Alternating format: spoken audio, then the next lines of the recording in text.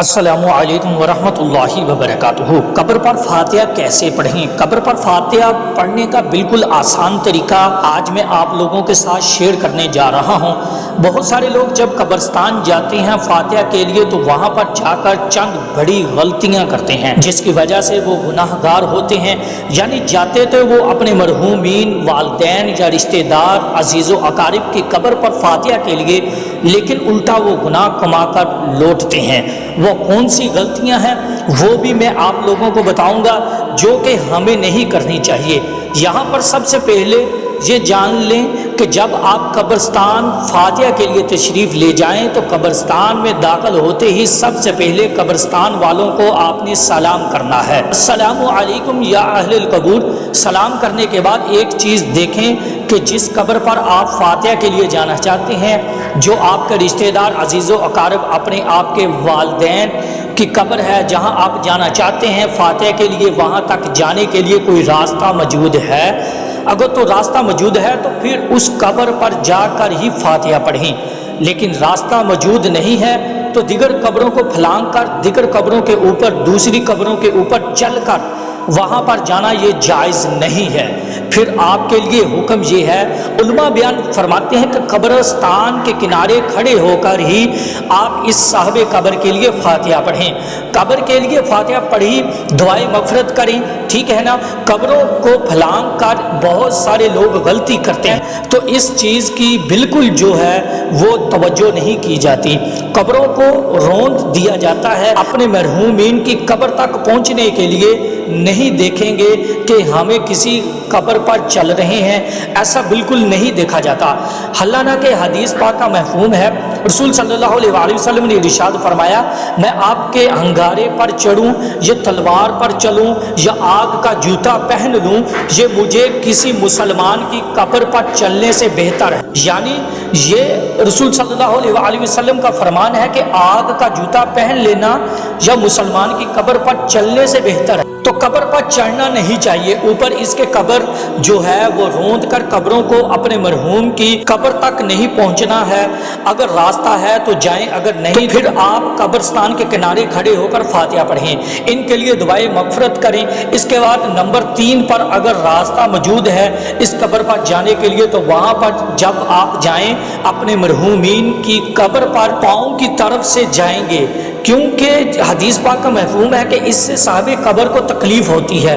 یعنی سر کی طرف سے نہیں جائیں گے، پاؤں کی طرف سے جائیں گے، کیونکہ حدیث پاک کا مفہوم ہے کہ اس سے صاحب قبر کو تکلیف پہنچتی ہے، ٹھیک ہے نا۔ تو پاؤں والی جانب سے جائیں، کھڑے اس طرح ہونا ہے کہ ہمارا منہ جو ہے وہ قبر والوں کی طرف ہو، قبر کی طرف ہو، اور ہماری پشت جو ہماری پیٹھ ہے وہ قبلہ کی طرف ہونی چاہیے، ٹھیک ہے نا۔ تو وہاں پر کھڑے ہو کر ہم نے فاتحہ پڑھنی ہے۔ یعنی جو بھی آپ کو قرآن مجید کی صورتیں یاد ہیں وہ آپ تلاوت کریں، سورۃ اخلاص پڑھیں، سورۃ فاتحہ پڑھیں، سورۃ ملک جو بھی آپ پڑھنا چاہیں، درود پاک پڑھیں۔ اس کے بعد جو کچھ آپ نے پڑھا ہے اس کا ثواب اس صاحب قبر کی روح کو اظہار کریں۔ دعا کا بالکل آسان طریقہ آپ نے پڑھ لیا، پڑھنے کے بعد آپ دعا کریں۔ اللہ سب سے پہلے آپ نے سورۃ فاتحہ پڑھی، اس کے بعد پھر درود پاک پڑھا، اس کے بعد دعا کریں کہ یا اللہ جو کچھ میں نے پڑھا ہے اس کا ثواب میں اپنے پیارے آقا محمد صلی اللہ علیہ وآلہ وسلم کی بارگاہ میں تحفۃً پیش کرتا ہوں، قبول و منظور فرما۔ اے اللہ، آپ علیہ الصلوۃ والسلام کی آل اولاد، ازواج صحاب، حضرت آدم علیہ السلام سے لے کر اب تک جتنے بھی مومنین مومنان اس دار پانی سے کوچ کر چکے ہیں، اللہ تمام کی روحوں کو اصال ثواب کرتا ہوں، قبول و منظور فرما۔ ان قبرستان والوں کو روح کو اصال ثواب کرتا ہوں، قبول و منظور فرما۔ اپنے مرحومین، والدین یا جو بھی جب فلاں کو فلاں کی روح کو اصال ثواب کرتا ہوں، قبول و منظور فرما۔ اے اللہ ان کی بخشش فرما، اے اللہ ان پر قبر کی زندگی آسان فرما دے، اے اللہ ہمارے لیے آسانیاں پیدا فرما، ہمیں توبہ کی توفیق عطا فرما۔ جو بھی آپ دعا کرنا چاہیں پھر آدمی دعائیں جو ہیں وہ کرے، اس کے بعد درود پاک پڑھ کر دعا مکمل کر لیں۔ اب جہاں پر چند چیزیں اور بھی میں ایڈ کرنا چاہتا ہوں۔ بہت سارے لوگ جب قبرستان جاتے ہیں نا، قبرستان جا کر وہاں پر قبروں کے اوپر اگربتی اگاتے ہیں، اگربتیاں سلگا دیتے ہیں یا چراغا جلاتے ہیں، تو قبروں کے اوپر اگربتی اگانا، یہ چراغا جلانا یہ جائز نہیں ہے۔ اگر تو آپ یہ سمجھتے ہیں کہ اس صاحب قبر کو نفع پہنچے گا تو صاحب قبر کو کوئی نفع نہیں پہنچے گا۔ اگربتی اگانا یا چراغا جلانا یہ مقصد ہے کہ تم انسان آنے والوں کو اس سے نفع پہنچے، خوشبو حاصل ہو، چراغے سے روشنی حاصل ہو، پھر تو جائز ہے۔ لیکن ایسے ہی آپ قبر پر جو ہے وہ اگربتی سلگا رہے ہیں، یہ تصور کر رہے ہیں کہ اس کے جو ہے وہ صاحب قبر کو کوئی نفع پہنچے گا، اس سے کوئی فائدہ پہنچے گا، نہیں، بالکل کوئی فائدہ نہیں پہنچے گا۔ اور اس طرح بعض لوگ پانی چھڑکاتے ہیں، یعنی جب بھی جاتے ہیں قبرستان تو قبر پر جا کر پانی چھڑکاتے ہیں، تصور یہ کرتے ہیں کہ اس سے صاحب قبر کو فائدہ پہنچے گا، سکون پہنچے گا، تو یہ بالکل غلط تصور ہے۔ اس سے صاحب قبر کو کوئی نفع نہیں پہنچتا، ٹھیک ہے نا، بالکل یہ پانی کا ضیاع ہے۔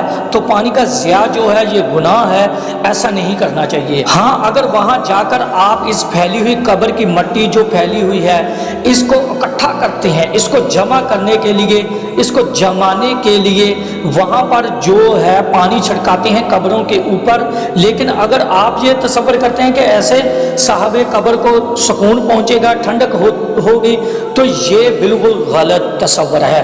ہاں کھجور کی ٹہنی رکھیں، پھول ڈالیں، یہ حدیث پاک سے ثابت ہے۔ کھجور کی ٹہنی رکھنا رسول صلی اللہ علیہ وآلہ وسلم کا عمل ہے، اس سے صاحب قبر کو فائدہ پہنچے گا۔ اور اسی طرح پھول بھی علماء کرام فرماتے ہیں کہ ڈال سکتے ہیں، لیکن پانی یہ بالکل غلط تصور ہے، یہ نہیں ڈالنا چاہیے، ٹھیک ہے نا۔ مجھے امید ہے کہ آپ کو میری بات سمجھ آئی ہوگی۔ اللہ تعالی ہم سب کو سمجھنے کی توفیق عطا فرمائے۔ میں نے قبر پر فاتحہ کا بالکل آسان طریقہ، آسان الفاظ میں آپ کو سمجھانے کی کوشش کی ہے۔ اللہ تعالی ہم سب کو عمل کی توفیق عطا فرمائے، ہمیں بھی اپنی قبر اور آخرت کی تیاری کی توفیق فرمائے، آمین یا رب العالمین۔ بسم اللہ الرحمن الرحیم، صلی اللہ علی حبیبہ محمد وآلہ واصحابہ وبارک وسلم۔ یا رب العالمین، یا ارحم الراحمین، جن بہن بھائیوں نے، بچوں نے، بزرگوں نے، بھائیوں نے درود پاک کا درس سنا ہے، اے میرے اللہ ان کے گھر میں کروڑوں رحمتیں عطا فرما، کروڑوں برکتیں عطا فرما، ان کے مال جان کی خیر عطا فرما، ان کے گھر کی خیر عطا فرما، یا رب العالمین ان کے کاروبار میں برکتیں عطا فرما، رزق میں برکتیں عطا فرما، یا رب العالمین جن کے پاس اولاد نہیں ان کو نیک اور صالح اولاد عطا فرما۔ اے میرے اللہ گناہ گار ہیں، خطا کار ہیں، سیاہ کار ہیں، ہمیں معاف فرما دے۔ اے میرے اللہ ہمیں معاف فرما، معاف فرما، معاف فرما۔ یا رب العالمین ہم سب کو پنجگانہ نماز ادا کرنے کی توفیق عطا فرما، جو بیمار ہیں ان کو شفاء کلی عطا فرما، جن بھائیوں نے، بہنوں نے، بچوں نے، بھائیوں نے، دوستوں نے، بزرگوں نے، ماؤں نے دعا کے لیے کہا، اے میرے اللہ ان سب کی دعاؤں کو قبول فرما، قبول فرما، قبول فرما۔ یا رب العالمین جو پریشان ہیں ان سب کی پریشانیوں کو دور فرما، جو بے روزگار ہیں ان کو اچھا روزگار عطا فرما، جو بے اولاد ہیں ان کو نیک اور صالح اولاد عطا فرما۔ یا رب العالمین جو درود مائی لائف یوٹیوب چینل پر جڑے ہوئے ہیں وہ روزانہ درس سنتے ہیں درود پاک کا، اے میرے اللہ ان سب کی پریشانیوں کو دور فرما دے، ان سب کی دعاؤں کو قبول فرما، اے میرے اللہ ان سب کی نیک جائز تمنا کو پورا فرما دے، آمین یا رب العالمین۔ صلی اللہ علی حبیبہ محمد وآلہ واصحابہ وبارک وسلم۔ اس پیغام کو زیادہ سے زیادہ شیئر کریں، صدقہ جاریہ ہوگا۔